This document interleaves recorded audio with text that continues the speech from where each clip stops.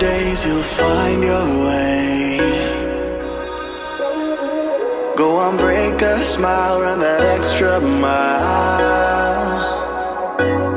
Don't let it break you down.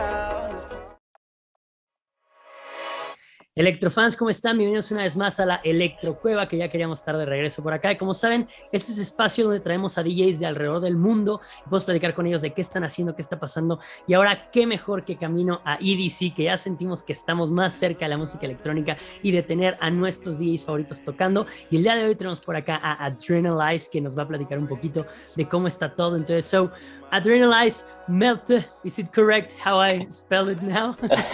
Yeah, it sounds good. It's good. Okay, how are you?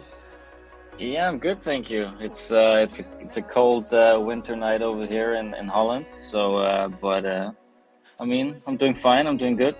Okay, that's nice. Por acá le preguntaba a Adrenalize que su nombre es Melt, se pronuncia así en Dinamarca. Le estoy tratando de decir correctamente. Ya me dijo que hay 2, 3. Ahí va. Me dice que va muy bien, que hay una noche fría por allá ahorita que está en Holanda, pero que todo muy bien. So, well, I gotta ask this question because it's like the beginning of the interview. What do you think that would be the best thing that you could get from the pandemic thing? If there was any good thing, what would it be? Oh, I actually, to be completely honest answer, I think it's that I learned to be more prepared for a crisis like this, for like in the future. You know, I don't hope there's something like this is going to happen in the future, but I think it taught me to be better prepared for bad times, you know? Exactly. I think everyone should learn that. Because... Yeah. I mean, I was just living my life and living by the day and just seeing how things were going. But now, if I look back, I should have been more ready, financially and mentally, in like every sort of way, like also with music and everything. But yeah, so that's one good thing I guess I learned from it. Yes, now you're prepared for another thing, any catastrophe that may not come, but anything, you're now more prepared. We're manifesting, it's not gonna happen. Yes. No, cancel. Ok, bueno, por acá platico un poquito con Adrenalize, que qué es lo que quedó como algo bueno de la pandemia o algún aprendizaje. Y dice que dentro de todo, si algo bueno y puede ser honesto, es que ahora está preparado para cualquier tipo como de problema, que está un poco más preparado a entender que pueden pasar cosas de la nada, preparado tanto económicamente como mentalmente, como en la música. Entonces creo que es algo que le dejó el hecho de ahora tener como un nuevo chip. Y creo que varios de nosotros estamos iguales, ¿no? Creo que ya varios aprendimos que pueden pasar cosas como estas y que siempre hay que tener como un respaldo y estar un poco más preparado. Okay, so now for everyone right here that we're from Latin America, so as you're from Europe, from another part of the world, it's really different to grow up in this country. So for you, what would be like a specific thing that you love from growing up on Denmark? Because you're from Denmark, right? Yeah, I am. I mean, that's a hard one because Denmark is like it has like most special place in my heart. I love that place more than any other place in the world, and I've had the best upbringing, had the best family, had the best friends, and I don't know. I just think I love the people there, and like I love the sense of humor in Denmark, and like the whole food culture in Denmark. I mean, when I was a kid, it was different. Like I didn't really care so much about it as I do now. But you know, in Copenhagen, they're really up there in the level of that now, and I think that's awesome. It's amazing. It's just a really nice place, and everybody should visit once. Okay, so we gotta go to Denmark to check on the humor and on the food. That would be our next thing.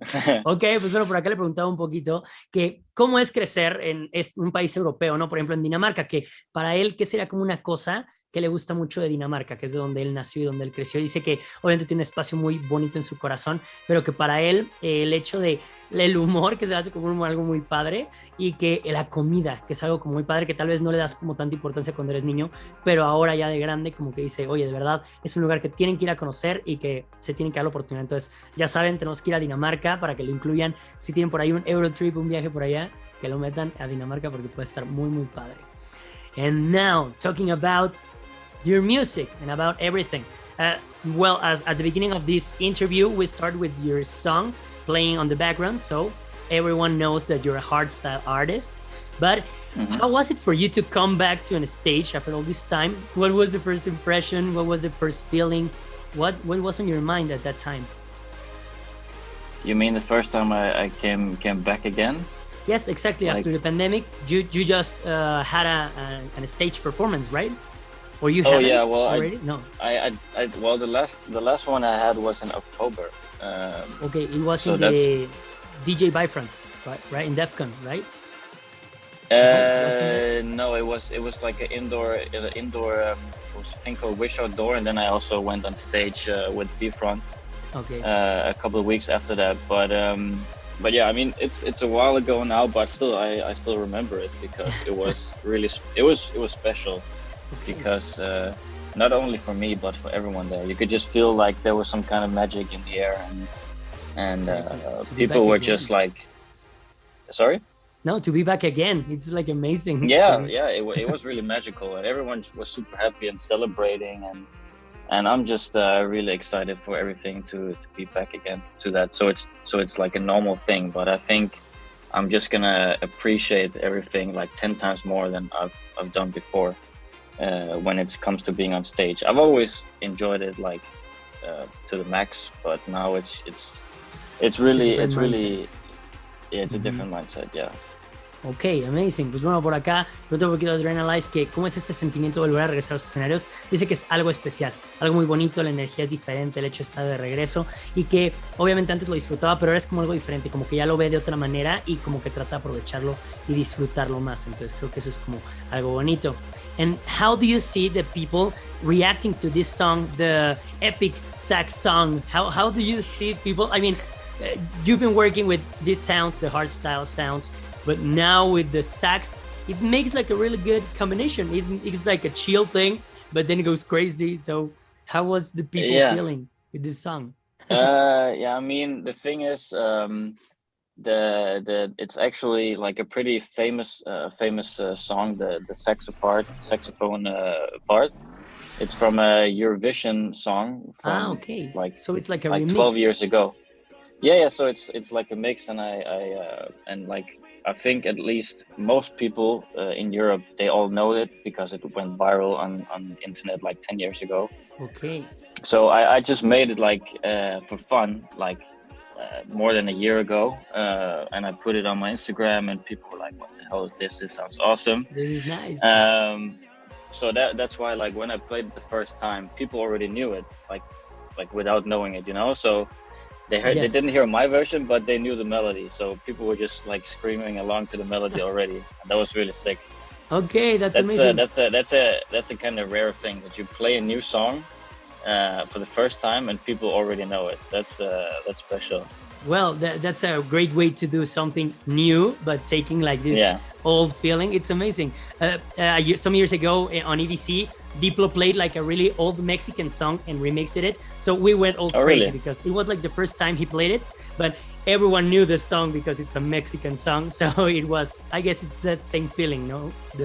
Yeah, of course. I know that song. That's cool. And I like the new version. Yeah. Ok, por acá le pregunto a Adrenalize un poquito de esta canción que sacó de la épica canción de saxofón, Epic Sax Song, que tiene, y que dice que es un remix de una canción de Eurovisión, que es este programa de competencias a lo largo de Europa, que compiten cantantes de cada país con una canción. Dice que es una canción que hizo viral hace tiempo, hace como 10, 12 años, y que Laura la metió, la subió a Instagram y la gente dijo, oye, esto está padrísimo. Entonces que en Europa la conocen mucho esta canción, entonces como un recuerdo algo viejo, y que es padre porque es su versión nueva, pero la gente la conoce, entonces es que es un sentimiento como bonito, y posiblemente acá en Latinoamérica o así no estamos tan enterados de esta parte, pero es una gran canción, escúchenla porque tiene una combinación muy, muy cool.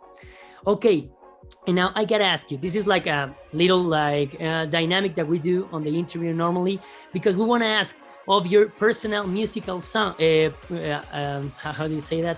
Your personal, I don't know. What do you like about music? So which artist right now, I don't know, just say one or two that are like your top artists right now. The Weeknd. The Weeknd, nice. Have you heard Don FM already? Of course. I've smashed the replay button. same here, the same here. Por acá le preguntaba a Adrenalize un poquito qué artista le gusta. Dice que The Weeknd. Le pregunté si escuchó Dawn FM, que es un nuevo disco. Dice que obvio, que ya hasta rompió el botón de replay de tanto que le está dando. And from this album, which was your favorite song? I have two favorites, but my favorite is Sacrifice. Sacrifice and Less Than Zero. I know that. It's amazing. It's like almost a closing song, right? Yeah, it sounds like the end of a love movie or something. But I think Sacrifice also, I think why I like it so much is also because it's like co-produced by Swedish House Mafia, and you can really hear the influence they had on that song. So there's a lot of Swedish power in that tune. But everything about it for me it sounds a bit like, yeah, I know it's a very touchy subject if you compare Michael Jackson with anyone, but I really feel like it sounds like Michael Jackson in 2022. Yes, actually has the vibe. Well, the producer for Michael Jackson worked with him, so he actually got all the vibe. So that's really nice. Bueno, por acá Adrenalize nos dice que la canción de The Weeknd, que Sacrifice, le encantó, que todo el álbum tiene como una vibra un poquito de Michael Jackson, que sabe que es un tema sensible para algunas personas, pero como que siente que trae esa vibra y pues que le encantó. And well, just to finish, we gotta go right now.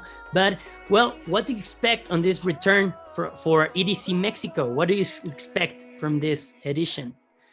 Oh, well, the thing is, because EDC Mexico back in, when was it the last time? Was it 2015 I was there, or 16? It's been a while. That was the first time. Yeah, it's been a while. That was the first time I ever went to Mexico, first time I ever played in Mexico. And that was, still to this day, probably my favorite show ever. Whoa.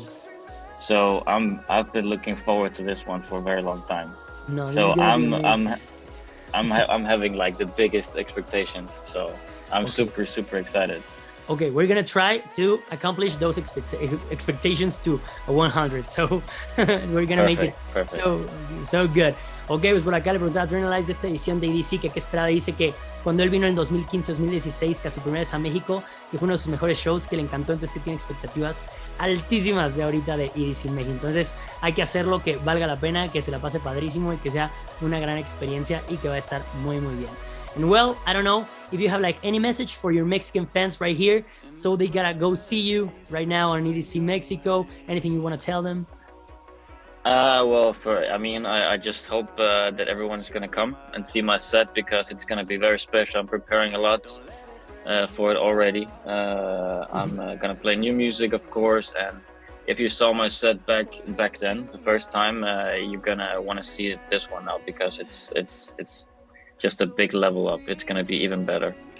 Perfect. Pues bueno, por acá ya escucharon a Adrenalize, que vayan a verlo a su show, si pueden, que va a estar buenísimo, y que si les tocó verlo en 2015-2016, este show lo tienen que ver porque va a estar todavía mejor y más bueno. Y si no se han dado la oportunidad de escuchar la música Adrenalize que escuchamos por acá al inicio de todas formas de esta entrevista y todo, van a escucharlo porque se viene buenísimo y seguro van a pasar muy bien.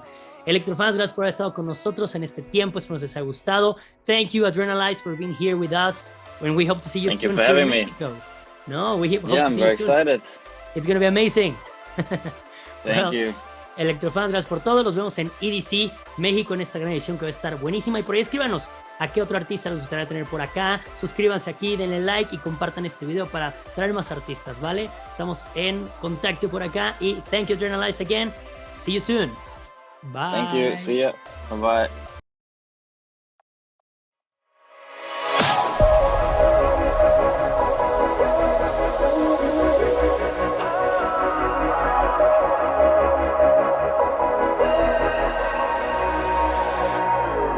In the brighter days you'll find your way. Go on, break a smile, run that extra mile.